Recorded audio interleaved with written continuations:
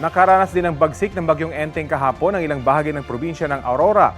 Detalye tayo sa ulat on the spot ni Ian Cruz. Ian?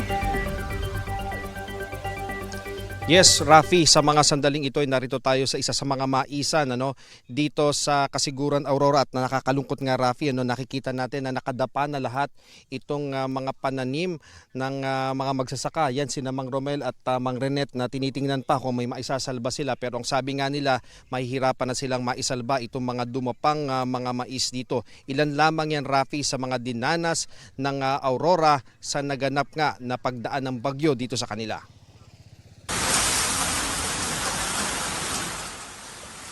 Ganito katindi ang hugupit ng bagyong Enteng sa Kasiguran Aurora sa kasagsagan ng landfall. Sa lugar namang ito, bumagsak ang lona dahil sa matinding ihip ng hangin.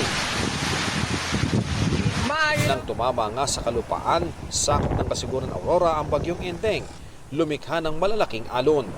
Sa munisipyo, marami ang nakikicharge ng telepono dahil umaga pa wala ng kuryente.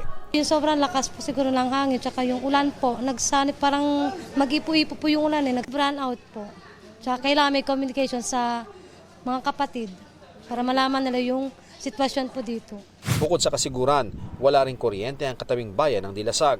Mayroong mga bumagsak na poste and then marami kasi mga naputol na sanga na baka sumabit sa mga linya ng Aurelco. Ang mga kabataang nakikicharge lang ng telepono, tumulong na rin sa pagbubuhat ng relief goods na ilalaan para sa kulang 100 pamilya na lumikas dahil sa bagyo. Sa katabing bayan ng Dinalungan, nakaparada na sa gilid ng kalsada ang mga bangka ng mangingisda. Hindi sila makapalaot sa lakas ng alon kaya hahanap muna ng ibang pagkakakitaan. Trabaho po ako sa shop, yung ibang mga ngawil po talagang wala. Taghirap po ang buhay, gutom po talaga. Ilang puno rin ang bumagsak sa highway, mabutit walang tinamaan. May rock slide din sa bulubunduking bahagi ng highway. Ayon sa Aurora PDRRMO, wala namang napaulat na nasaktan o nasawi sa pagdaan ng bagyo. Patuloy pa ang pagtanggap nila ng mga ulat mula sa iba't ibang bayan.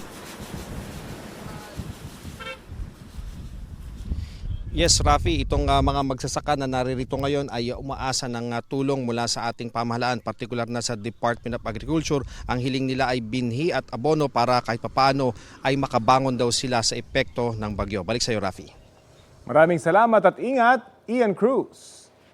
Kapuso, alamin ang maiinit na balita. Bisitahin at mag-subscribe sa GMA Integrated News sa YouTube.